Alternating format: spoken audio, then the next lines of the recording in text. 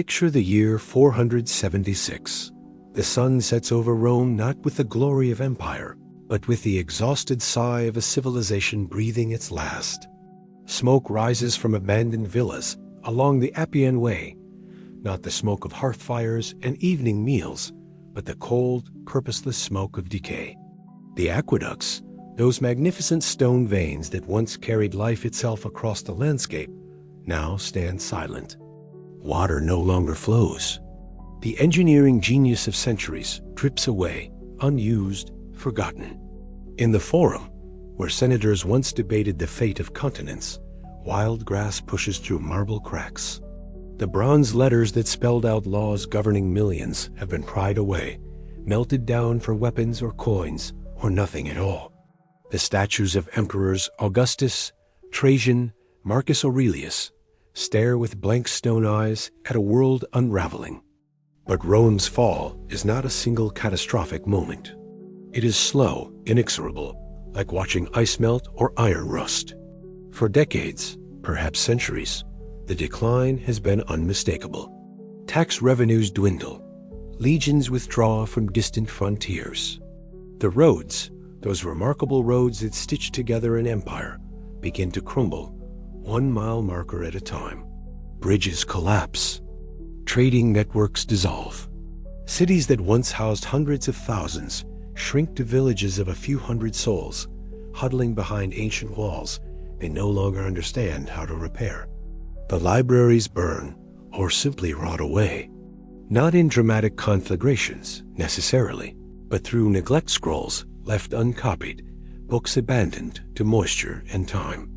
The accumulated wisdom of Greece and Rome, the mathematics and astronomy and philosophy, the poetry and history and engineering, it all fades like breath on cold glass.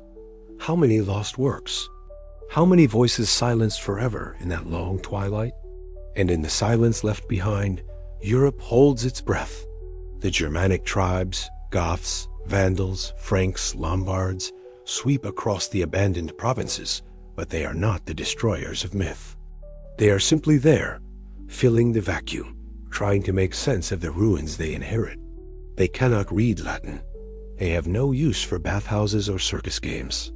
The elegant Roman system of governance, law, and administration means nothing to warriors, whose world is measured in loyalty oaths and the strength of a shield wall. So the continent fragments. Communities turn inward.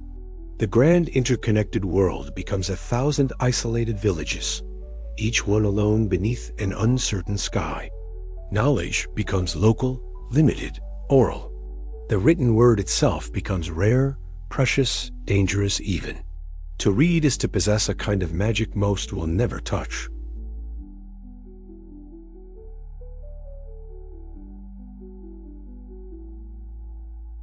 And even in the West, certain centers persisted.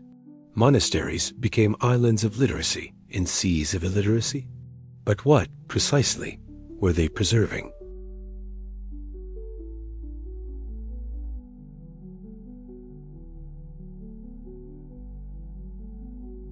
But the manuscripts themselves sometimes hint at more fragments of astronomical observations, mathematical treatises, medical texts that seem too sophisticated for the age they supposedly survived. Then there are the Irish monks, copying texts in their remote scriptoriums while the continent burned. Ireland, never conquered by Rome, became paradoxically the guardian of Roman learning. How did knowledge travel there? Through what networks? And why does Irish Christian art contain symbols, spirals, knots, astronomical motifs that predate Christianity itself? Alternative historians ask uncomfortable questions. Was Rome's fall a chaotic accident or a controlled demolition? Did certain elites, seeing collapse as inevitable, deliberately preserve and hide knowledge, waiting for a more receptive age? Or texts not lost, but buried, hoarded in places we've never thought to look or been allowed to look? Some point to the strange selectivity of what survived and what didn't. We have Virgil's poetry, but not the full corpus of Roman engineering manuals. We have theological debates, but precious few records of actual scientific inquiry. The term itself, Dark Ages drips with judgment. It suggests a time of profound ignorance, a black hole in the human story where light simply ceased to shine. Renaissance scholars coined the phrase as an insult, positioning themselves as enlightened, in contrast to the benighted centuries that preceded them. But was Europe between 500 and 1000 CE truly dark? Or is darkness simply what historians call periods they don't fully understand? Modern archaeology whispers a different story. Excavations across Europe reveal not collapse, but transformation. Yes, cities shrank, but they did not vanish. Trade goods from Scandinavia reach Mediterranean ports. Byzantine silks find their way to Frankish courts.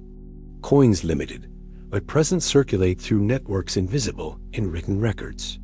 Metalworkers in Anglo-Saxon England produce jewelry of exquisite craftsmanship, Cloyson work rivaling anything from Rome.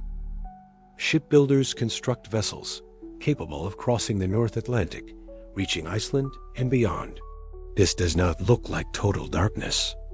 In Ireland and Northumbria, the production of illuminated manuscripts reaches heights of artistic complexity. The Book of Kells, the Lindisfarne Gospels works that require not just skill, but sophisticated understanding of pigments, geometry, and symbolic languages. These are not the products of ignorant societies. Agricultural innovation continues. The heavy plow, capable of turning dense northern soils, spreads across Europe, increasing yields and enabling population growth. The three-field crop rotation system fallow, winter crops, spring crops emerges, revolutionizing productivity. Water mills and windmills multiply, harnessing energy in ways Rome never fully exploited. So why the myth of darkness? Some historians argue it's a matter of sources. Literacy declined, yes, but literacy in Latin, the language of empire. Local languages, oral traditions, practical knowledge continued and evolved. Just because something isn't written down doesn't mean it doesn't exist. The bias of written history always favors the literate elite.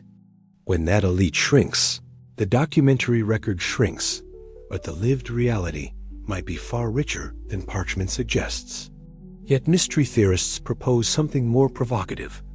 What if the Dark Ages were deliberately darkened? What if historical records were destroyed, suppressed, or rewritten to hide continuities that later powers found inconvenient?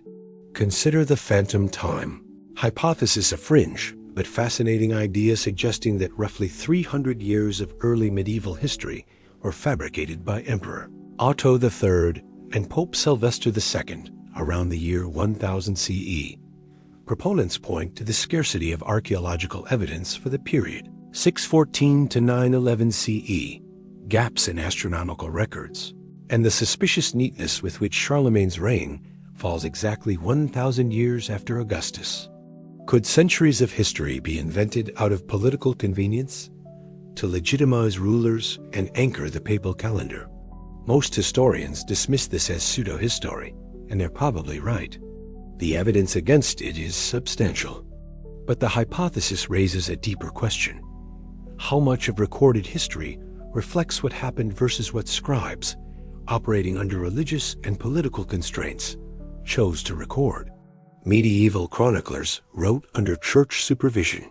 Their purpose was not objective history, but moral instruction and institutional legitimacy. Events that didn't fit the narrative pagan survivals, scientific inquiry that contradicted doctrine, embarrassing political realities, were omitted or reframed. The Viking raids, for instance, appear in chronicles as divine punishment for sin, not as sophisticated naval operations by traders and explorers. What else was edited out? Archaeological finds sometimes contradict written sources' pagan burials long after official Christianization. Roman artifacts used centuries after Rome's fall, technologies appearing too early according to the traditional timeline. Each anomaly is a small crack in the narrative, a hint that the story is more complicated than the sources admit. So the question lingers, were the Dark Ages truly dark? Or have we simply been reading them in the wrong light, mistaking editorial silence for cultural void, seeing absence of evidence as evidence of absence? Centuries earlier, light may have persisted in forms we no longer recognize, and perhaps, for reasons we don't fully understand, were never meant to. The map of post-Roman Europe resembles a shattered mirror, hundreds of fragments reflecting a unity that once was, but will not be again for centuries. In the power vacuum left by the legions, new kingdoms emerge, raw and unstable, ruled by men whose legitimacy rests on little more than strength, charisma, and the loyalty of armed followers. The Merovingian Franks carve out kingdoms in Gaul, their rulers styled as kings, but functioning more as paramount warlords, distributing treasure to retainers, leading raids for plunder, and maintaining power through a delicate balance of generosity and violence. The Visigothic kingdom claims Hispania. Lombards dominate Italy. Anglo-Saxon warlords divide Britain into competing kingdoms, Wessex, Mercia, Northumbria, each vying for supremacy. These are not sophisticated bureaucratic states. They are personal lordships, power structures held together by oaths and the distribution of land and loot. When a king dies, civil war often follows. Sons fight for succession. Brothers betray brothers. The idea of stable hereditary monarchy is still centuries away. Yet beneath the surface of brute force, something older and stranger flows through royal genealogies. The Merovingian kings claim descent not merely from successful warriors, but from a semi-divine lineage, the legend of Merovec, born of a sea creature, a dynasty chosen by forces beyond the human. Their hair, never cut, supposedly holds their sacred power. When Pope Zachary sanctions the Carolingian usurpation in 751, ending Merovingian rule, he is not just approving a political change, he's severing Europe from a bloodline that claimed connections to pre-Christian history. Similar claims echo across the continent. Anglo-Saxon kings trace ancestry to Woden, the one-eyed god. Irish kings undergo ritual marriages to the land itself, sovereignty conceived as mystical union between ruler and realm. Scandinavian jarls claim descent from the Geir, the ancient gods of Asgard. Mainstream historians see this as standard legitimation. Mythology, every culture invents divine ancestry for its rulers to justify hierarchies and maintain order. But alternative theorists ask, what if these genealogies preserve genuine memories of something lost? What if divine descent is code a way to describe genetic lineages carefully preserved through millennia, carrying knowledge, abilities, or simply the organizational capacity to rule? The obsession with sacred bloodlines isn't unique to medieval Europe. Egypt's pharaohs practiced sibling marriage to preserve divine blood. Inca rulers did the same. Polynesian alai maintained genealogies stretching back to the gods. Why this universal human impulse to sacralize power through blood? Some speculate about pre-flood civilizations, advanced cultures whose remnants survived in isolated lineages, passing down fragments of ancient wisdom through family lines. The rulers weren't divine, but they might have been the descendants of those who possessed lost sciences, appearing godlike to less advanced peoples. Others point to the curious role of kingship itself as simultaneously political and priestly. Medieval kings performed rituals touching for scrofula, blessing fields, mediating between earth and heaven. They are not simply administrators, but sacred figures whose health and virtue directly affect the land's fertility. This shamanic aspect of kingship seems older than Christianity, deeper than Rome. And then there are the hidden bloodlines, the conspiracy of genealogy that surfaces in medieval legend and Renaissance secret society. Lore whispers of the Grail bloodline, the descendants of Christ, the Rex Dias families supposedly guarding ultimate secrets. Most historians dismiss this as later invention, medieval romance fiction repackaged by modern conspiracy theorists. But the persistence of the myth is itself curious. Why does European culture keep returning to the idea of a sacred bloodline, hidden but unbroken, carrying something precious through the chaos of history? Meanwhile, the documented reality is brutal enough. Kings rise and fall, Dynasties emerge and vanish. The Ostrogoths, the Vandals, the Burgundians, entire peoples fade from the record. Power is fleeting, legitimacy fragile, and the line between king and bandit often invisible. Yet through it all, the idea persists that some rulers are chosen not by chance or force alone, but by something older, something written in blood and bone, a destiny encoded in lineage itself. Whether that destiny is divine appointment, genetic inheritance, or simply the power of myth to shape reality remains an open question, a mystery as deep as the dark forests where these kings once hunted, crowned not in stone cathedrals, but in sacred groves under ancient oaks. In the chaos of the 6th century, as kingdoms rise and fall, as warlords carve territories from the corpse of empire, another kind of power takes root, quieter, more patient, and infinitely more enduring. The monasteries? From Ireland to Egypt, from Byzantium to the windswept coasts of Northumbria, men and women withdraw from the world into communities of prayer, labor, and study. They follow the rule of Saint Benedict. Ora et labora, pray and work. But the work includes something that will reshape history, the copying of manuscripts. In scriptoriums lit by candles and narrow windows, monks spend hours hunched over parchment, their fingers cramped with cold, transcribing letter by letter, line by line, page by page. They copy the Bible, of course the Gospels, the Psalms, the letters of Paul. They copy the Church Fathers Augustine, Jerome, Gregory. They preserve liturgy and hagiography, the intellectual infrastructure of Christian Europe. But they also copy other things. Classical texts that survived the initial chaos fragments of Plato and Aristotle, Cicero and Seneca, Ptolemy and Galen find their way into monastic libraries. Virgil's Aeneid, Ovid's Metamorphoses, Lucretius's Atomic Theories, Vitruvius on architecture. These pagan works, carefully selected and sometimes Christianized in interpretation, are preserved alongside Scripture. The official narrative: monasteries saved Western civilization by preserving knowledge through the Dark Ages, acting as cultural lifeboats in a sea of barbarism. But some ask, what else did they preserve? And what did they choose to hide? Monastic libraries were not public institutions. Access was restricted, controlled, hierarchical. Abbots decided what could be read and by whom. Texts deemed dangerous, heretical, pagan, or simply inconvenient could be locked away, copied only in secret, or lost entirely. The Vatican Library, the archives of Monte Cassino, the hidden collections of monasteries across Europe. How many documents have never been cataloged, never been studied by independent scholars? How many texts disappeared into ecclesiastical vaults, deemed too dangerous for the faithful?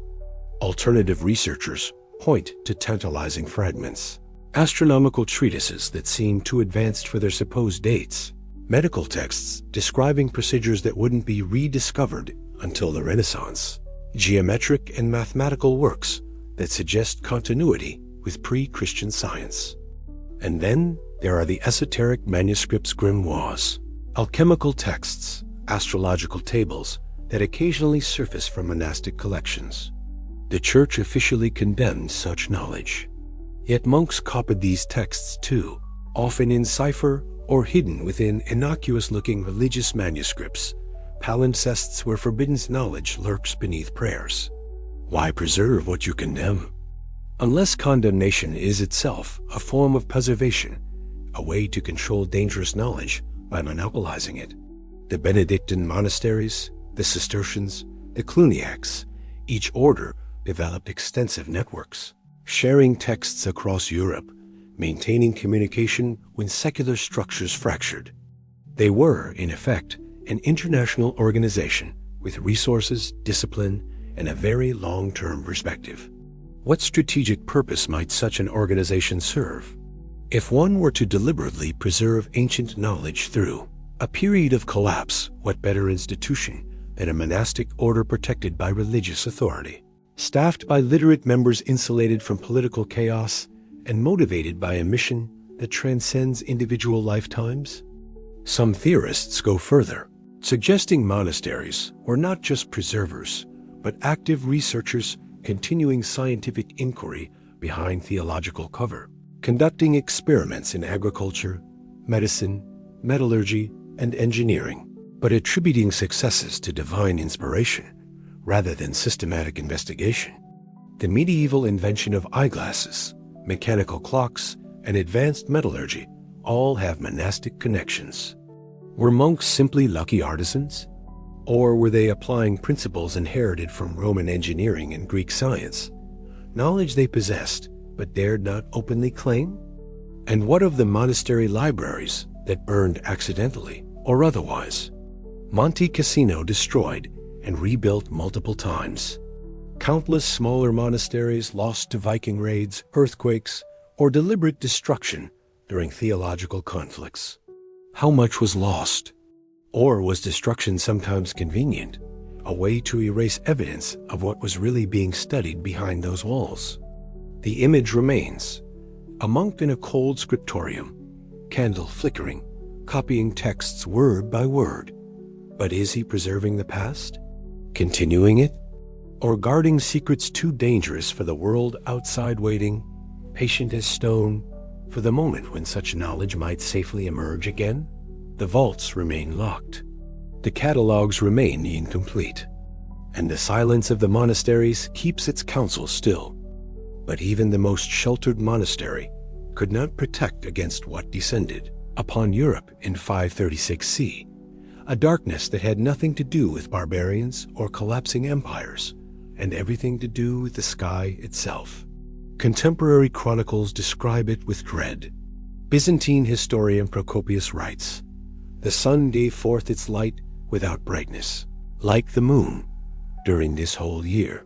In China, records note that yellow dust rained down like snow, and the sun was dim. Irish annals speak of a failure of bread in 536 and 537. For 18 months, the sun barely shone. Summer never came. Crops failed across the northern hemisphere. Temperatures plummeted. Snow fell in August in the Mediterranean. Harvests rotted in the fields. Famine spread. And in the wake of starvation came plague, the first documented outbreak of bubonic plague in Europe, the plague of Justinian, which would kill tens of millions over the next 2 centuries. Modern science offers explanations. Ice core samples from Greenland reveal massive sulfate deposits dating to precisely 536 CE, evidence of a colossal volcanic eruption, possibly Ilopango in El Salvador, or a cluster of eruptions including Krakatoa. The ejected ash and sulfur dioxide veiled the atmosphere, blocking sunlight, triggering a volcanic winter. But some researchers point to additional evidence. Tree ring data shows the cooling persisted beyond what a single eruption would cause. Cosmic dust in ice cores suggests a possible comet impact or airburst. Ancient texts from multiple cultures describe flaming swords in the sky, blood-red moons, and celestial phenomena that don't quite match volcanic explanations. What if 536 CE witnessed not one catastrophe, but a convergence volcanic eruption coinciding with cosmic impact or near miss, creating a cascading climate crisis? The consequences reshaped history. The Eastern Roman Empire, poised to reconquer the West, instead hemorrhaged resources fighting plague and famine. Germanic kingdoms, still fragile, fractured further. Trade collapsed entirely. The population of Europe may have declined by 1/3. And yet, the event is barely remembered. Most people have never heard of the catastrophe of 536, despite it being arguably the worst year to be alive in recorded history. Why? Some suggest the trauma was too great, the suffering so profound that memory itself recoiled. Others note that this period coincides with the nadir of written records, the deepest part of the Dark Ages. The scribes who survived had other concerns than documenting the sky's betrayal. But alternative theorists ask, was 536 deliberately erased from collective memory? Did later church historians downplay cosmic catastrophe because it contradicted theological narratives of divine order? Climate disasters suggest a universe indifferent to human prayers, a cosmos operating by laws that care nothing for righteousness. Medieval chroniclers preferred to frame disasters as punishment for human failure, not cosmic accident. Acknowledging that the sun itself could fail, that the sky could turn against humanity for reasons having nothing to do with morality, would undermine the entire theological framework. So the year without a summer fades into footnotes, a curiosity mentioned in passing, its true horror sanitized. But the question remains, if climate could collapse so suddenly, so catastrophically in recorded history, what other collapses might have occurred in the deeper past, in ages before writing, leaving only myths of endless winter, of suns that died and worlds that ended? And if it happened once, could it happen again another day, when summer simply fails to arrive, when the harvests wither, and humanity once more learns how fragile civilization truly is beneath an indifferent sky? The cold wind of 536 still whispers through history, a reminder that darkness comes from above as easily as from within.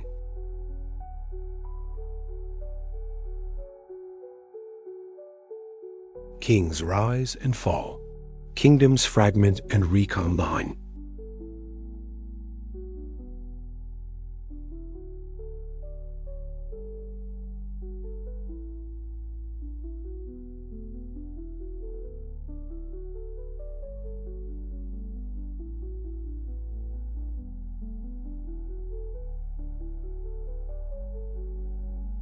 It is the Church that administers the sacraments that punctuate existence, from baptism to burial, controlling access to salvation itself. It is the Church that offers the only education most will ever receive, staffing the few schools that exist, determining what texts are studied and what ideas are permissible.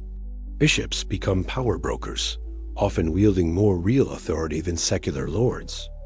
The Pope in Rome claims supremacy not just over spiritual matters, but over kings themselves, the right to crown emperors, to excommunicate rulers, to release subjects from oaths of loyalty. When Pope Leo III crowns Charlemagne as emperor on Christmas Day 800, he's asserting that ultimate legitimacy flows not from military conquest, but from divine sanction mediated through the Church.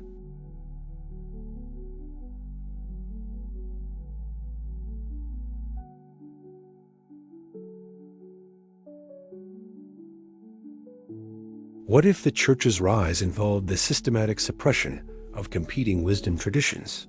Europe before Christianity was spiritually diverse Celtic Druidism, Norse paganism, mystery cults, Gnostic Christianity, Manichaeism, remnants of classical philosophy.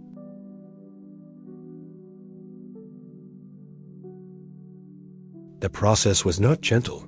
Forced conversions, destruction of sacred sites, execution of those who clung to old ways. The Church positioned itself as the sole intermediary between humanity and the divine, criminalizing direct spiritual experience, mysticism, prophecy, visions unless vetted and controlled by ecclesiastical authority. Some researchers suggest that pre-Christian European spirituality included sophisticated understanding of astronomy, herbal medicine, psychology, and ecology, practical knowledge encoded in rituals the Church labeled as witchcraft and devil worship. By destroying these traditions, did the Church eliminate superstition or suppress science that threatened its monopoly on truth? Consider the control of timekeeping. Before the Church standardized the calendar, different regions followed different systems, many based on lunar cycles or solar observations. The Church imposed a solar calendar centered on Christian holidays, effectively erasing indigenous ways of marking time and seasons. Control of the calendar is control of consciousness itself, how people perceive duration, cycles, and the relationship between cosmos and daily life. Then there's the question of texts. The Church determined which books belonged in the Bible and which were apocryphal or heretical. The Gnostic Gospels, the Book of Enoch, numerous early Christian writings, excluded, hidden, sometimes destroyed. What alternative Christianities might have flourished if the winners of theological disputes hadn't rewritten the only history? And what of the relics, bones of saints, splinters of the true cross, vials of holy blood? The Church used these objects to sanctify locations, attract pilgrims, generate revenue, and demonstrate miraculous power. But relics also function as control mechanisms, sacred objects whose authenticity and meaning only the Church can verify, creating dependencies on institutional mediation. Some theorists propose that the Church inherited and adapted mystery school techniques from older traditions, initiation rituals, symbolic architecture, esoteric teachings reserved for inner circles. The Mass itself resembles ancient rites of death and rebirth, consumption of divine substance, transformation through sacred drama. Is Christianity original or a repackaging of something far more ancient? The Church's architecture encodes knowledge, sacred geometry, astronomical alignments, acoustic properties designed to induce altered states of consciousness. Were medieval Christians simply building to glorify God or applying principles of sacred space inherited from pre-Christian masters?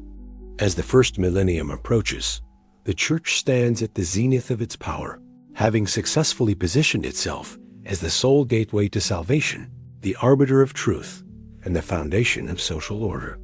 But in the shadows, older memories persist, fragments of the world before faith became monopoly, before orthodoxy meant exclusion, before one institution claimed the right to stand between every soul and the infinite. Beginning in the 12th century, something extraordinary happens across Western Europe. From the plains of France to the forests of Germany, from England to Spain, stone edifices of unprecedented ambition begin to rise, structures so massive, so complex, so mathematically precise that even today they inspire awe. The Gothic cathedrals, Notre Dame de Paris, Chartres, Reims, Cologne, Salisbury, Canterbury, each one a mountain of stone and glass, soaring to heights that seem to defy gravity itself. Their vaults supported by flying buttresses that redistribute weight in ways Roman engineers never imagined. The official explanation: these are houses of God, built to inspire devotion, to lift the spirit heavenward, to demonstrate the glory of divine creation and the piety of the communities that constructed them. Bishops and abbots commissioned them. Master masons designed them. Guilds of stoneworkers, carpenters, glaziers, and laborers, thousands upon thousands, spent generations raising them from foundation to spire. But how? The engineering challenges are staggering.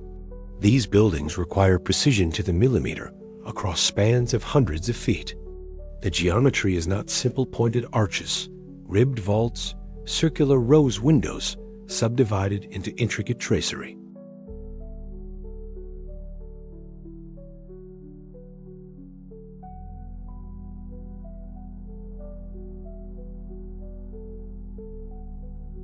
Researchers have documented similar solar alignments in dozens of cathedrals' architecture, functioning as massive, functional astronomical instruments. Who designed these features? And more importantly, why? They belonged to guilds that guarded their techniques jealously, passing knowledge from master to apprentice through oral tradition and closely held drawings. But the mathematics they employed: advanced geometry, proportional systems like the golden ratio, structural engineering that anticipated physics principles, seems remarkably sophisticated for artisans who were, by most accounts, barely literate. Some researchers note connections to Islamic architecture. During the Crusades, European builders encountered the soaring domes and intricate geometric patterns of Middle Eastern mosques, structures built on mathematical principles inherited from Greek and Persian sources. Did knowledge flow back to Europe through these contacts?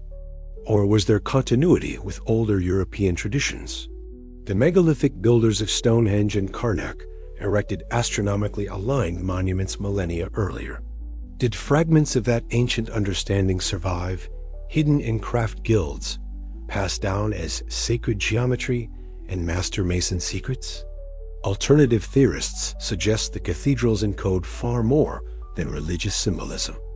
They propose these structures are repositories of knowledge, mathematical libraries written in stone, astronomical observatories disguised as houses of worship, even harmonic resonators designed to produce consciousness-altering frequencies.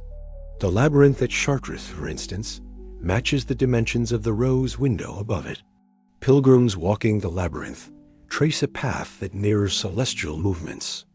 Is this devotional exercise or ritual replication of cosmic patterns, a kind of walking meditation that connects individual consciousness to universal geometry?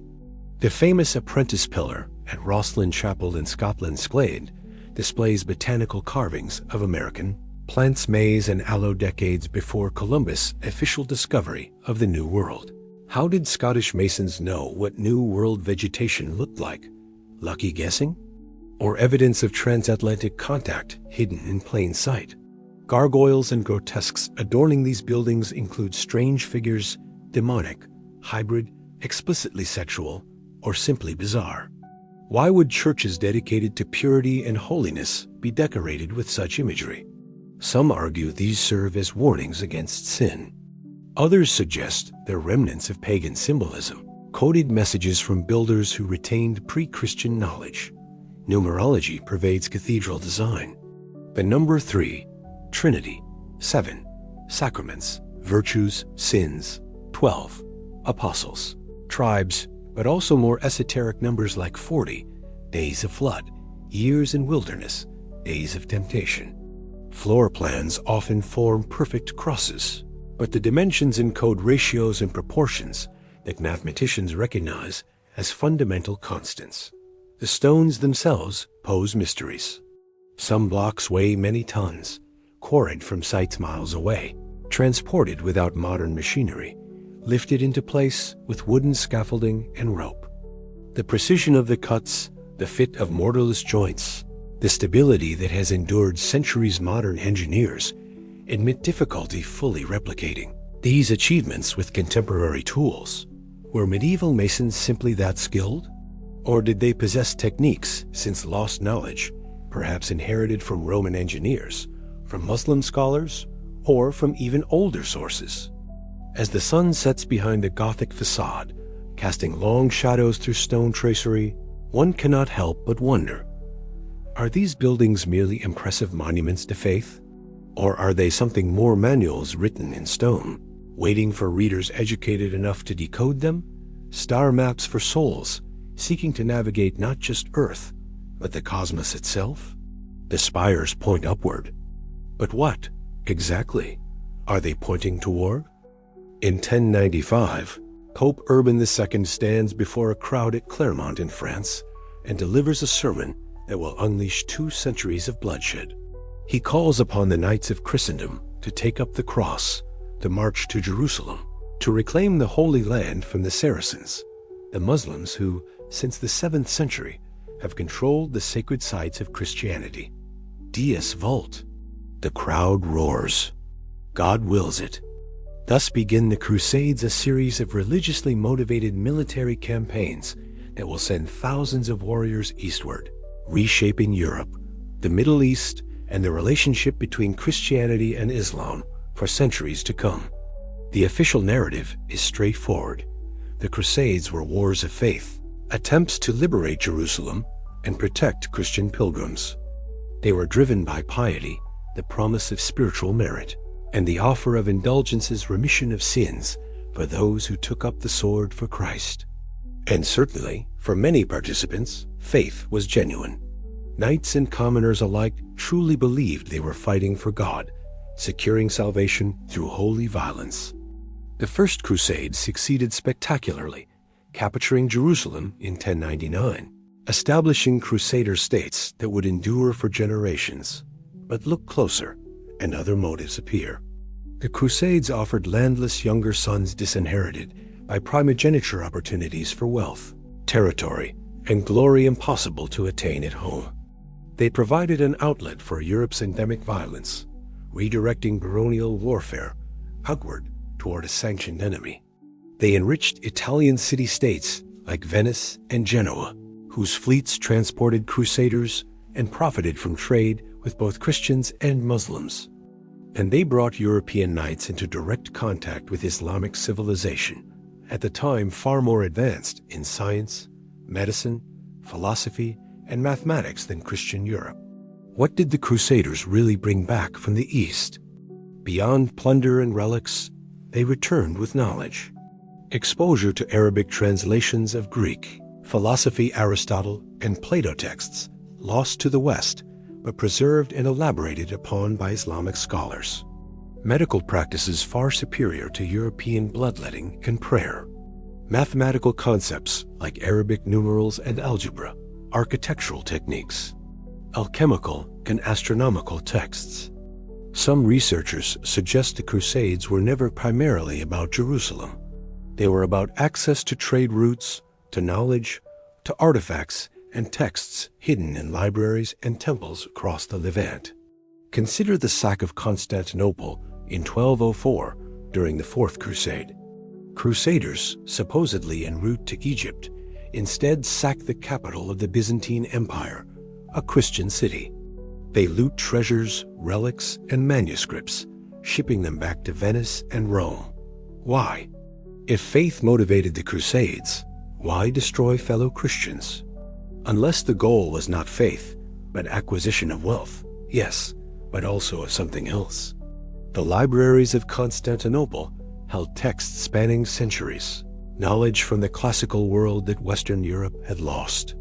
Did certain factions within the Crusader armies specifically target these repositories? Then there are the military orders, the Knights Templar, the Hospitallers, the Teutonic Knights. These are not ordinary warriors, but monastic knights, bound by vows of poverty, chastity, and obedience, yet functioning as elite military units and eventually as financial powerhouses. The Templars particularly intrigue. Founded in 1119 to protect pilgrims, they quickly gain papal backing, wealth, and privileges. They establish a network of fortifications across the Holy Land and Europe. They become bankers, creating an early system of credit and transferring funds across continents. They answer to no king, only to the Pope. But what were they really doing in Jerusalem? Their headquarters sit on the Temple Mount, traditionally the site of Solomon's Temple. Legends claim they excavated beneath the mount, searching for something: the Ark of the Covenant, ancient texts, sacred treasures. Did they find something? And if so, what? When the Crusader states fall, the Templars return to Europe immensely wealthy and mysterious. They build castles and churches encoded with strange symbols. They maintain secrecy about their rituals and inner teachings. Rumors spread of heretical beliefs, of worshipping a severed head called Baphomet, of spitting on the cross in initiation rites. Are these accusations true? Or are they fabrications created to justify what comes next? In 1307, King Philip IV of France, massively in debt to the Templars, arrests hundreds of them in a coordinated dawn raid. Under torture, confessions are extracted.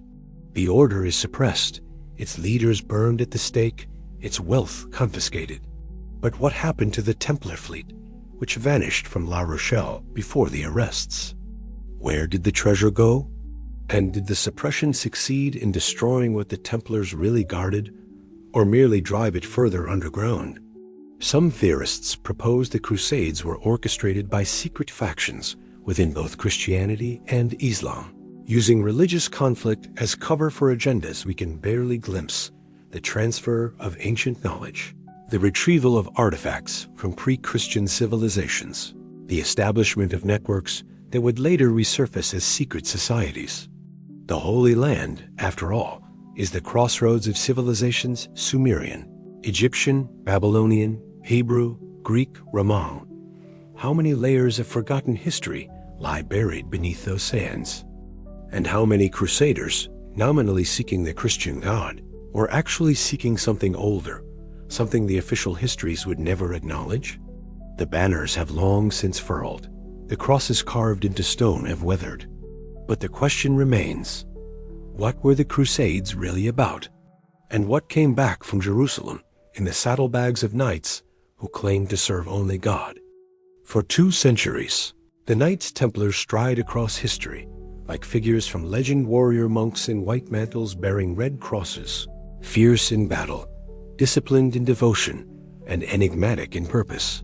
But their story ends not on the battlefield, but in flames. Accused of heresy, their leaders executed, their order dissolved. And yet, the mystery only deepens. The Orthodox account presents the Templars as heroic at first, tragic at last. Founded to protect pilgrims traveling to the Holy Land, they evolve into an elite military force, and then, almost accidentally, into international bankers. Their innovative financial system issuing letters of credit, managing estates, facilitating trade, makes them indispensable to kings and popes. But their wealth breeds envy. Their secrecy breeds suspicion.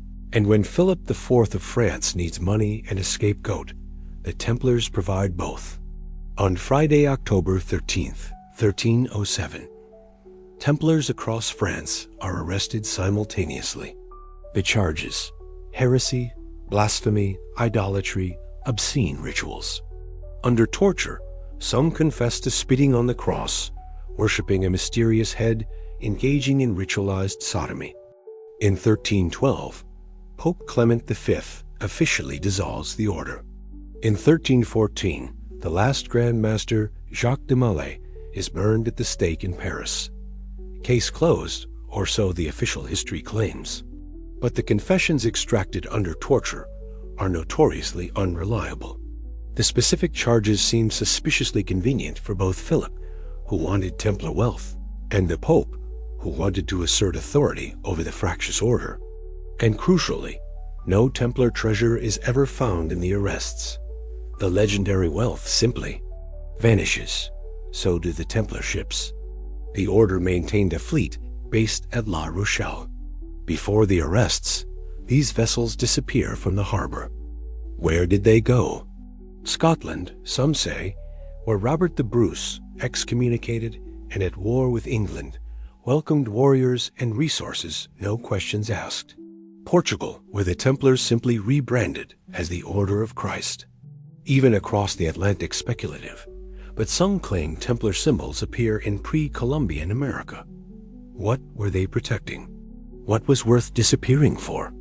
Alternative researchers propose the Templars discovered something beneath the Temple Mount during their early years in Jerusalem. A discovery so significant it changed their entire mission. Was it the Ark of the Covenant, as legend claims? Ancient texts? Sacred relics? Or something stranger technology, knowledge, artifacts from civilizations older than Solomon? Some point to the sudden appearance of Gothic architecture shortly after the Templars' founding. Could the geometric and engineering knowledge encoded in cathedrals have come from the Templars? Who brought it from the east or from beneath Jerusalem itself? The accusations against them are telling. They supposedly worshipped Baphomet, a severed head or idol. The name itself is mysterious, possibly a corruption of Muhammad, or of Greek words meaning baptism of wisdom. Descriptions vary wildly. Some confessions describe a head with multiple faces, others a skull, others a living being. What was this object? A relic? A symbol? A teaching device for hidden doctrine? The Templars' initiation rituals, according to accusers, involved spitting on the cross interpreted as blasphemy. But esoteric traditions sometimes use inversion rituals to teach deeper understanding. By denying the symbol, initiates learn to transcend literal interpretation, accessing mystical meaning beyond dogma. Were the Templars practicing a form of Christian Gnosticism, seeking direct knowledge of the divine, rather than faith mediated by clergy? Their organizational structure resembled secret societies more than military orders. Multiple degrees of initiation, esoteric inner circles, knowledge compartmentalized so that only the highest ranks understood the full picture. This model would later appear in Freemasonry, Rosicrucianism, and other groups claiming Templar lineage. Did the Templars actually survive their suppression? Many members escaped arrest. In Portugal, as mentioned, they openly continued under a new name. In Scotland, they may have influenced the development of Freemasonry. Scottish Rite Masonry claims Templar descent. Esoteric orders throughout the Renaissance and Enlightenment claimed to possess Templar secrets. What secrets might those be? Financial innovation. The Templars pioneered banking techniques that presaged modern capitalism. Strategic knowledge. They mapped trade routes and territories, information valuable for generations. Theological heterodoxy. Perhaps they brought back ideas from Islamic mystics, Sufis and scholars, creating a synthesis of Christianity and older wisdom traditions.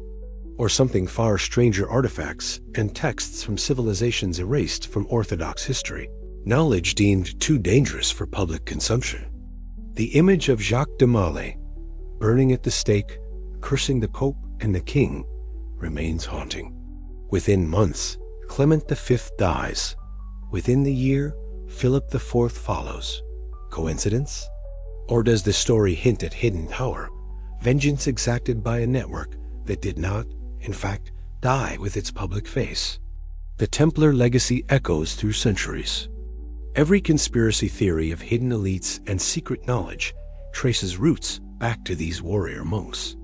Are these theories fantasy or memory, distorted but preserving some truth about an organization that knew more, guarded more, and ultimately sacrificed its public existence to preserve something it valued more than life itself? The treasure was never found. But perhaps that's because the real treasure wasn't gold. It was knowledge, and knowledge, once dispersed into the right hands, becomes impossible to destroy. The flames consume the men. The secret, if it existed, moved on. In 1513, Ottoman Admiral Piri Reis compiles a world map using, he claims, source maps dating back centuries, some captured from Spanish sailors, others from the Library of Alexandria, and still others of unknown origin. The map shows the Atlantic Ocean, the coasts of Europe, Africa, South America, and most astonishingly, what appears to be the coastline of Antarctica. Antarctica, which wouldn't be officially discovered until 1820. Antarctica, which is hidden beneath miles of ice and has been for thousands of years. Yet the Piri Reis map shows coastal details that match the actual subglacial coastline as mapped by modern sonar. How could a 16th century mapmaker depict geography hidden beneath ice for millennia? The mainstream explanation: the landmass is not Antarctica, but a speculative or distorted rendering of South America. The resemblance is coincidental, pattern-seeking by modern observers wanting mystery where none exists. But the problem doesn't stop with Piri Reis. The Orontius Phineas map of 1531 shows an entire Antarctic continent, rivers and mountains and all, centered accurately on the South Pole, with dimensions roughly correct before any European expedition had ventured anywhere near the region. The Zeno map of 1380 depicts Greenland and northern islands with surprising accuracy, including details not confirmed until modern surveys. Portolan charts navigation maps from the 13th and 14th centuries show the Mediterranean and Black Sea coastlines with a precision that requires sophisticated surveying techniques, instruments, and mathematical understanding supposedly unavailable until the Renaissance. Where did these maps come from? Some researchers propose a lost civilization hypothesis, an advanced maritime culture from the pre-flood era or from a previous interglacial period explored the entire globe, creating accurate maps. These maps were preserved in ancient libraries. Alexandria, Carthage, Byzantium, and Kabul gradually degraded by later mapmakers who no longer understood the techniques used to create them. This would explain oddities like the Piri Reis map, a 16th century compilation of far older source material, fragments of a global mapping project from a forgotten age. Others point to the medieval warm period, roughly 900 to 1300 CE, when temperatures were higher, ice coverage less extensive. Could European or Arab explorers have ventured further than records suggest, reaching Antarctica during a brief window when coastal areas were accessible? And could those records have been suppressed or lost, leaving only the maps as evidence? The Catholic Church controlled map-making and exploration during much of the medieval period. If maps revealed lands contradicting scripture or theological geography, would they be preserved or destroyed? The papal line of demarcation, dividing the New World between Spain and Portugal in 1494, suggests the Church knew more about global geography than public doctrine admitted. Then there's the question of longitude. Accurately determining longitude requires precise timekeeping chronometers, not developed until the 18th century. Yet some medieval maps show correct longitudinal positions. How? Unless the mapmakers possessed instruments and mathematical techniques we don't attribute to them, or unless they copied from sources that did. Medieval bestiaries and travel accounts mention lands and creatures modern readers dismiss as fantasy dragons, dog-headed men, lands of perpetual darkness. But are these entirely fabrication? Or garbled accounts of real places and animals, misunderstood by copyists working from descriptions generations removed from the original observations? Some maps include islands that don't exist: High Brazil off the coast of Ireland, Antillia in the Atlantic, the island of St. Brendan. Yet these appear consistently on multiple maps across centuries, in roughly the same locations. Were they real landforms that later sank or eroded? Navigational errors repeated through copying? Or something else? The phenomenon of phantom islands, lands appearing on authoritative maps for centuries before being officially declared non-existent, suggests a cartographic tradition that included speculative or mythical geography alongside documented coastlines. But how does one distinguish myth from memory when the memory is older than the civilization recording it? What if the medieval mapmakers weren't inventing or guessing? What if they were faithfully copying from sources they themselves didn't fully understand? Maps inherited from predecessors who traveled further, knew more, and documented a world we've forgotten? The maps remain, the coastlines match, and the question lingers in the margins: who mapped the world before us? And why has their knowledge come down to us only in fragments, anomalies, and images that shouldn't exist but do silent testimony to a past more vast and strange than the official timeline allows?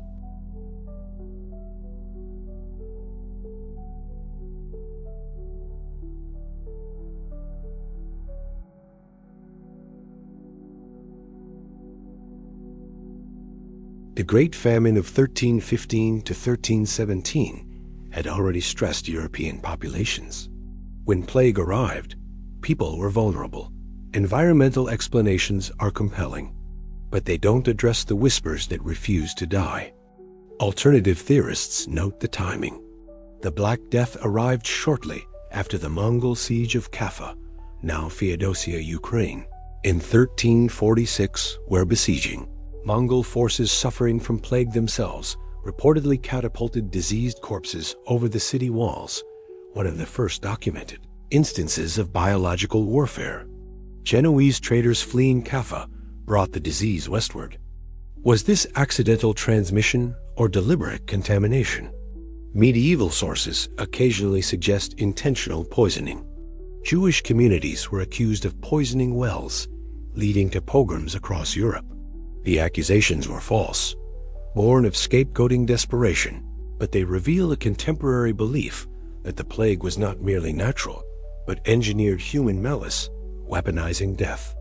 Could a faction, medieval or otherwise, have deliberately spread plague? The technology wouldn't need to be sophisticated, merely transporting infected materials to target cities.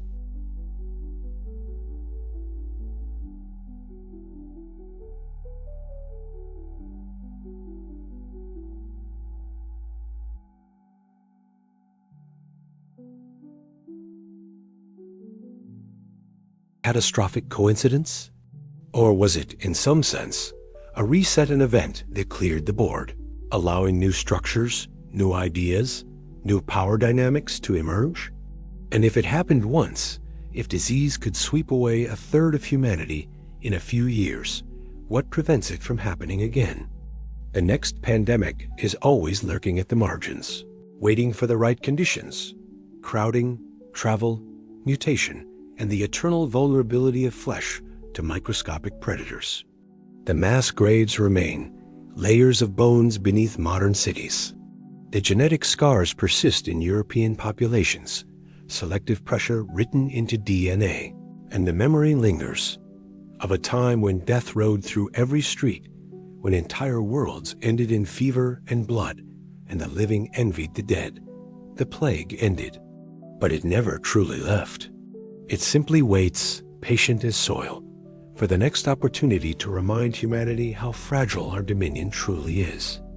By the late medieval period, a new kind of fear grips Europe, not of external enemies or plague, but of enemies within: witches, heretics, those who consort with devils, practice forbidden arts, and threaten Christian souls with corruption.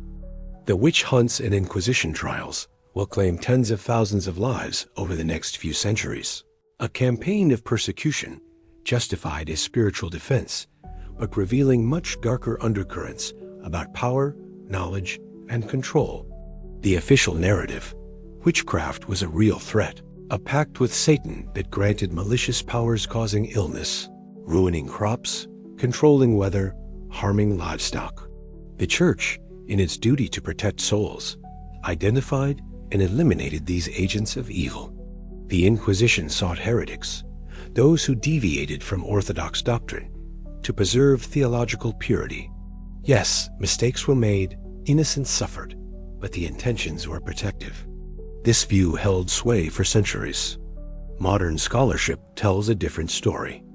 Most accused witches were not devil worshippers, but marginalized individuals, elderly women, herbalists, midwives, anyone who possessed knowledge outside church control or who became convenient scapegoats for community misfortunes. The witch craze coincided with social stresses: religious warfare, economic upheaval, climate deterioration during the Little Ice Age, and the Protestant Reformation fracturing Christian unity. When crops failed or children died, blame someone. When orthodoxy splinters, purge dissenters. But beneath the surface of superstition and scapegoating, another pattern emerges. Many accused witches were healers women, and some men who knew herbal medicine, prepared poultices and tinctures, assisted in childbirth, treated illnesses with plant-based remedies passed down through generations. This was practical medicine, based on empirical observation, trial and error, accumulated botanical knowledge. It was also competition. The Church and emerging medical establishment wanted monopolies on healing. Unlicensed practitioners threatened both spiritual and economic control, accuse them of sorcery, and eliminate the competition while reinforcing the message that knowledge outside official channels is demonic. The Malleus Maleficarum, Hammer of Witches, published in 1487 by Inquisitors Heinrich Kramer and Jacob Sprenger, became the handbook for witch hunters. It describes signs of witchcraft, methods of interrogation, torture, and theological justifications for execution. It also reveals pathological misogyny. Women are inherently more susceptible to Satan's influence, more lustful, weaker in faith. Was this really about protecting souls? Or about suppressing female autonomy, particularly women who possessed knowledge and independence that patriarchal structures couldn't tolerate?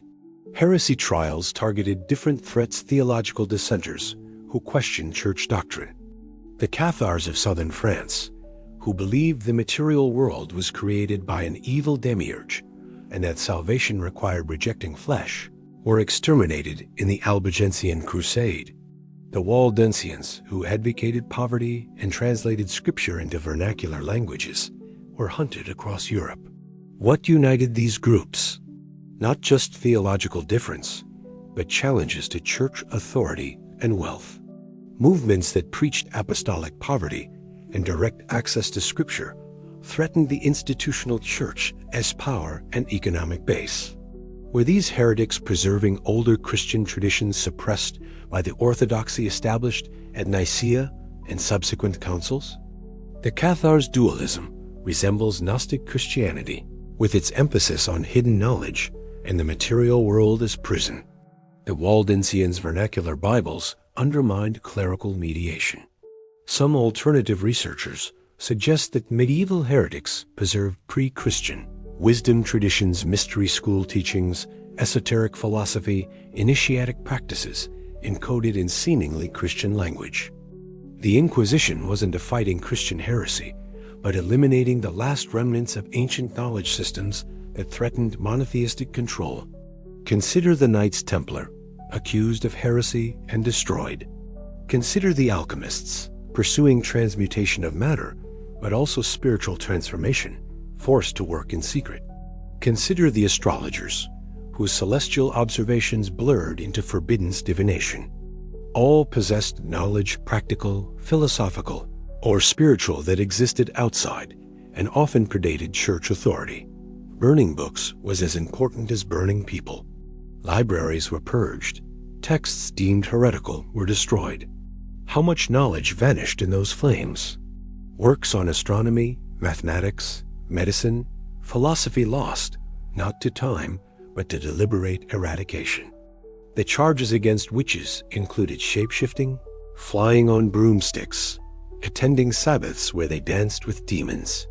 Modern readers recognize these as folk motifs, possibly drug-induced hallucinations from ergot poisoning or deliberate use of psychoactive herbs like belladonna and henbane. But what if some of these magical practices were actually sophisticated applications of chemistry, psychology, and suggestion? Herbal knowledge that could heal but also harm, induce visions, alter consciousness? Techniques for entering trance states, accessing unconscious mind, practices that modern psychology and neuroscience are only beginning to understand. The Inquisition didn't just punish crime, it erased entire ways of knowing. It criminalized inquiry, experimentation, direct experience. It demanded mediation knowledge, filtered through approved authorities, experience validated by doctrine. Somewhere in the ashes of those fires lie the remnants of knowledge we will never recover: medicines, practices, understandings of nature and mind that might have carried humanity forward, but instead were sacrificed to orthodoxy's fear of anything it could not control. Medieval chronicles, written by monks in dim scriptoriums, record not just the affairs of kings and saints, but also phenomena that defy easy categorization. Strange lights in the sky, objects moving against the stars, visions that might be divine or something else entirely. In 1211, Gervas of Tilbury describes flying ships seen over England. In 1290, monks at Byland Abbey record a large round silver disc flying over their monastery. In 1561, residents of Nuremberg witness an aerial battle between cylindrical objects and spheres, fought at dawn over the city, depicted in a famous woodcut showing the sky filled with crosses, tubes, and orbs engaged in combat. The modern reader immediately thinks, UFOs. But the medieval mind had different frameworks: angels, demons, portents from God, omens of disaster. Were they seeing the same phenomena, but interpreting them through the lens of their age? Mainstream historians dismiss these accounts as misidentifications: comets, meteors, atmospheric optical phenomena like sundogs and auroras, ball lightning, or simply apocalyptic visions brought on by religious fervor, fasting, or ergot poisoning. These explanations are often valid. The sky is full of unusual but natural phenomena. Medieval observers, lacking scientific frameworks, attributed celestial strangeness to supernatural causes. But not every account fits comfortably into debunking. The precision of some descriptions is notable. Colors specified red, green, blue. Movements described hovering, rapid acceleration, right-angle turns. Durations measured minutes, sometimes hours. Multiple witnesses from different locations reporting the same event. In 776, during the siege of Sigeberg Castle in France, Saxon attackers witnessed what the annals describe as flaming shields hovering over a church. Terrified, they abandoned the siege. Both besiegers and besieged saw the same thing. Mass hallucination? Or something real that both sides interpreted as divine intervention? In 1347, the year the Black Death arrives, Italian chroniclers report a column of fire seen over the papal palace at Avignon. Comets and meteors are recorded separately in these same chronicles, suggesting observers distinguished between familiar celestial objects and anomalies. Then there are the wheels of fire. Ezekiel's vision in the Bible describes wheels within wheels, covered with eyes, accompanying angelic beings. Medieval accounts echo this imagery: rotating wheels, concentric circles of light, objects described as both mechanical and alive. Were biblical and medieval observers seeing the same phenomenon? And if so, what? Alternative researchers propose several possibilities. Plasma phenomena. Earth's magnetosphere and upper atmosphere can generate complex electromagnetic displays, sprites, elves, ball lightning, ionospheric effects. Some of these produce geometric shapes, colors, and movements that could match medieval descriptions. Medieval observers, lacking physics frameworks, would interpret these as supernatural. Astronomical events. Bright novae, meteor swarms, comets with unusual trajectories, auroras extending to low latitudes during solar maxima. The sky does put on shows, and medieval chroniclers faithfully recorded them, adding theological interpretations. Psychological and cultural. Collective visions, especially during periods of stress, famine, plague, war, can occur. The human brain, seeking meaning in chaos, projects symbols drawn from cultural narrative. Medieval Christians expected signs from heaven. Their brains obligingly provided them. These are rational explanations, but they don't entirely satisfy. Some accounts describe interactions, objects responding to observers, altering course, descending close to ground level, leaving physical effects. In 1180, a huge luminous object reportedly landed in Japan, terrifying locals. In 1235, Japanese General Yoritsune observes his troops panicking over unusual lights. After investigation, he concludes they were natural and nothing to worry about. An interesting piece of skeptical inquiry from the 13th century. If some medieval sightings were misidentifications and others were psychological, might a residual category represent genuine anomalies phenomena science hasn't yet explained or refuses to acknowledge? The Church's reaction to celestial phenomena is telling. Officially, heavenly signs were divine communication, warnings, or confirmations of theological truths. But unofficially, clergy often suppressed or reframed accounts that didn't fit approved narratives. Visions by unapproved mystics were suspect. Only sanctioned saints were trustworthy. This creates a documentary bias. We have the accounts that passed through clerical filters. What was omitted? Some theorists propose that medieval sky watchers, a minority of educated observers, maintained records separate from official chronicles, tracking celestial anomalies with scientific curiosity rather than theological interpretation. These records, if they existed, might have been preserved in monastic libraries or secret archives, possibly surviving as the marginalia and cryptic references scholars occasionally find in ancient texts. The connection between celestial phenomena and earthly events is another medieval preoccupation. Comets presage disasters. Eclipses signal divine displeasure. Unusual lights precede plagues or wars. From a modern perspective, this seems like superstitious pattern seeking. But what if there's a kernel of truth? Solar activity affects climate, which affects harvests, which affects social stability. Cosmic radiation influences mutation rates. The sky and earth are connected through physics medieval observers intuited, but couldn't articulate. Perhaps their omens were observations of correlations they lacked the framework to explain causally. As the medieval period closes, the sky becomes increasingly subject to scientific inquiry. Astronomers begin careful observation, measurement, prediction. The celestial sphere, Once the realm of theology becomes physics. But the mystery doesn't disappear. It simply changes language from angels and demons to extraterrestrial hypotheses and interdimensional speculations. The sky still watches, and occasionally it still offers glimpses of something that defies easy categories, something that suggests the universe is stranger and more populated than any single age's paradigms can accommodate.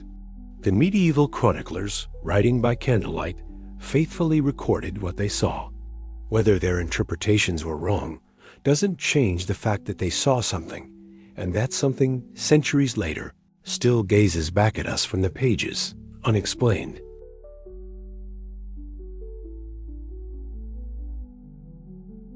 It was hidden preserved by monastic orders, esoteric groups, and elite families waiting for political and religious conditions to allow its safe re-emergence.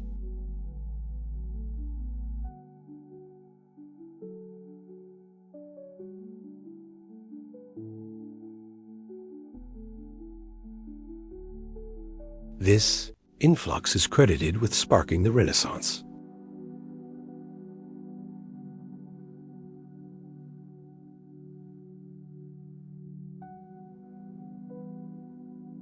The translation of Arabic texts in the 12th and 13th centuries brought Aristotle, Euclid, Ptolemy, and others back into European awareness. But medieval scholars also encountered alchemical, astronomical, and medical texts that seemed far more advanced than their supposed dates of composition.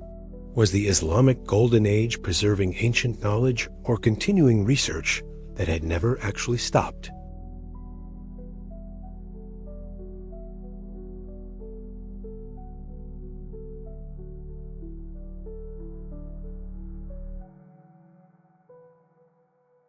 In an era of religious orthodoxy and political fragmentation, certain ideas were dangerous: Copernican astronomy, atomistic philosophy, medical practices that challenged church doctrine, mathematical and engineering principles that might empower the wrong people.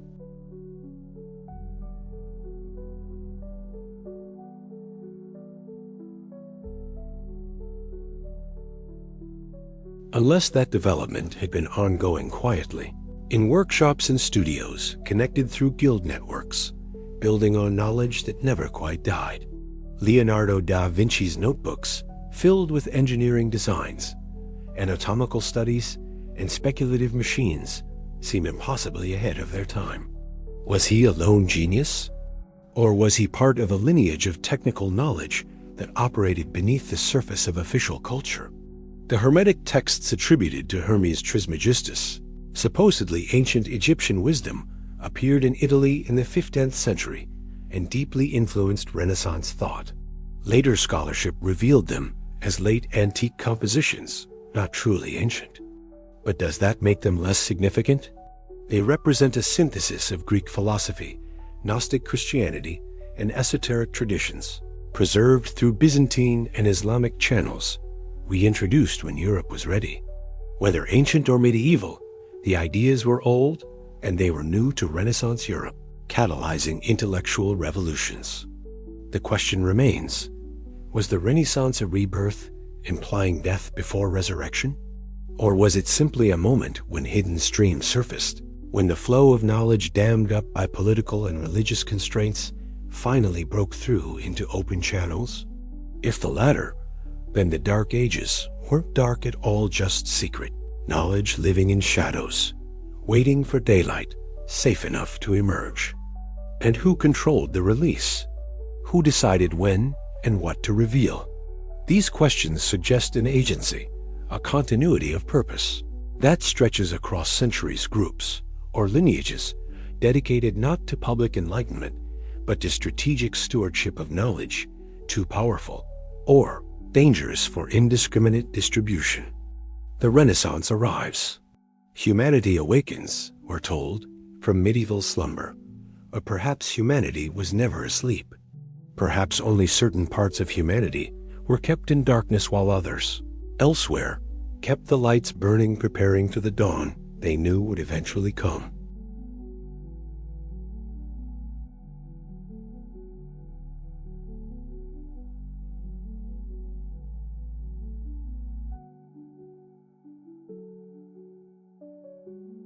But did they? Feudalism's legal structures faded. Yes, serfs became free laborers. Kings evolved into constitutional monarchs or were replaced by republics. The church lost its monopoly on education, law, and moral authority. Yet beneath these transformations, fundamental medieval patterns persist, adapted and disguised, but never truly abolished. Consider social hierarchy. Medieval society was explicitly stratified nobility, clergy, and commoners, each with defined roles and limited mobility between classes. Modern rhetoric celebrates equality and meritocracy, yet wealth and power remain concentrated in elite classes, passed down through families, perpetuated by access to education, capital, and networks. The descendants of medieval aristocracy didn't vanish. They became industrialists, financiers, political dynasties.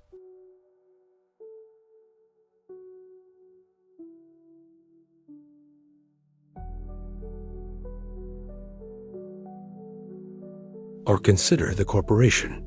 Medieval guilds controlled crafts, set prices, determined who could practice trades, maintained internal hierarchies of apprentices, journeymen, and masters.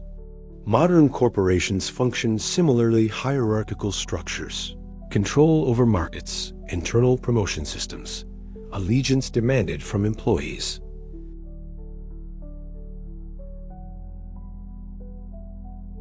Even the concept of sovereignty remains essentially feudal.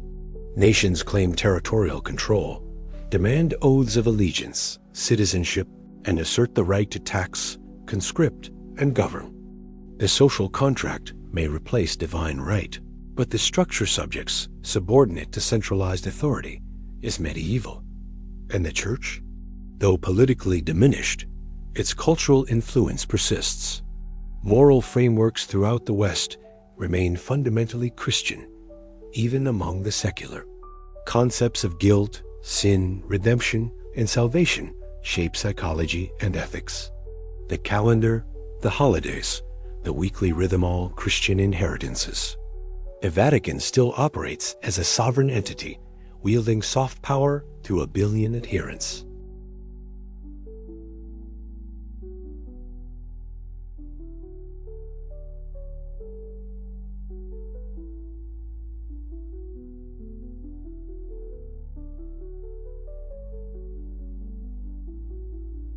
The medieval obsession with orthodoxy and heresy finds modern equivalents in ideological conformity, cancel culture, and the enforcement of acceptable discourse. The Inquisition tortured bodies. Modern institutions destroy reputations and livelihoods. The mechanisms differ. The impulse to punish deviation from approved thought remains. Medieval authorities controlled literacy and information through the Church's monopoly on book production. Modern authorities control information through media consolidation, algorithms, and surveillance. The technology advanced. The gatekeeping function did not. Some researchers point to secret societies, Freemasonry, Rosicrucians, and others as continuations of medieval esoteric traditions. These organizations claim lineages stretching back through Knights Templar, alchemical societies, and mystery schools. Whether their historical claims are literally true matters less than what they represent. The persistence of initiatic structures, hierarchical knowledge systems, and elite networks operating outside and influencing official institutions. The modern world's financial system, too, has medieval roots. Banking began with Knights Templar and Italian merchants in the Middle Ages. The concepts of credit, interest, investment, and speculation are medieval innovations. The structures controlling global finance, central banks, international institutions, elite gatherings like Davos function as economic ecclesiastical bodies, issuing dogma, fiscal policy, excommunicating heretics, sanctioning nations, and maintaining a priesthood, economists and financiers, whose expertise is inaccessible to lay people. Even the physical landscape bears medieval traces. City plans in Europe still follow medieval street patterns. Cathedrals and castles remain dominant architectural landmarks. Legal boundaries often trace back to medieval territories. The past is literally built into the present, infrastructure constraining modern development, history shaping geography. Philosophically, the modern world has not moved as far from medieval thought as it imagines. The Enlightenment claimed reason over faith, but Enlightenment thinkers still operated within Christian moral and metaphysical frameworks. Modernity promised progress, but progress toward what? Toward a perfected state, a secular salvation, a teleological endpoint concepts that mirror Christian eschatology. The scientific revolution replaced religious cosmology, yet the impulse toward totalizing explanation, unified theory, ultimate truth remains profoundly medieval. Scientists seek the mind of God in equations, pursuing a gnosis of nature as reverent as any monastic scholar's devotion to Scripture.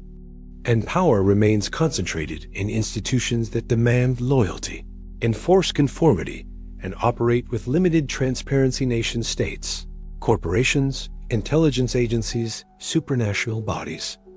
Medieval kings claimed divine right. Modern states claim democratic mandate or national security. The justification changed. The concentration of coercive power did not. So perhaps the Middle Ages never ended. Perhaps they merely evolved, learned to speak in secular language, adopted new technologies, but retained their essential structures: hierarchy, control, orthodoxy, elite stewardship of knowledge and power. If true, this suggests that the human pattern toward stratification, authority, and ideological conformity is deeper than any particular historical period, a recurring structure emerging from the interaction of psychology, technology, and social complexity. Or it suggests something more conspiratorial, that certain lineages, institutions, or groups have maintained continuity across centuries, deliberately shaping modernity to preserve their power while allowing superficial changes that create the illusion of progress. Either way, the implication is unsettling. We are not as free from the past as we believe. The chains are longer, looser, less visible, but we are still bound to patterns established when Europe first emerged from Rome's shadow, patterns that have proven remarkably resilient across a millennium. The Middle Ages ended, the textbooks say. But look around. Look at the hierarchies, the orthodoxies, the concentrations of power. Look at how knowledge is controlled, how dissent is managed, how the many serve the interests of the few. And ask yourself, did the Middle Ages end? Or did they simply learn to hide? The story of medieval Europe stretches across a millennium, from the collapse of Rome to the threshold of modernity. 1,000 years of transformation, trauma, creation, and mystery. What have we learned? And perhaps more importantly, what remains unknown? A mainstream narrative offers a comfortable arc. Rome falls, plunging Europe into darkness. Gradually, painfully, civilization rebuilds. The church preserves knowledge. Kings establish order. Cathedrals reach for heaven. Universities emerge. Trade revives.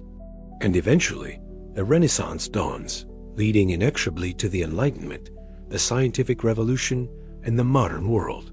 It's a story of progress, of human resilience, of light triumphing over darkness.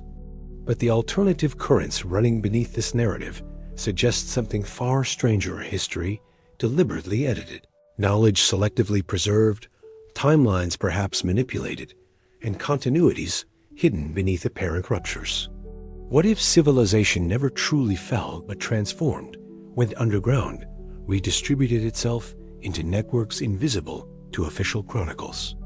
What if the monasteries weren't just copying texts, but continuing ancient research? What if the cathedrals encode astronomical and mathematical knowledge that predates their construction?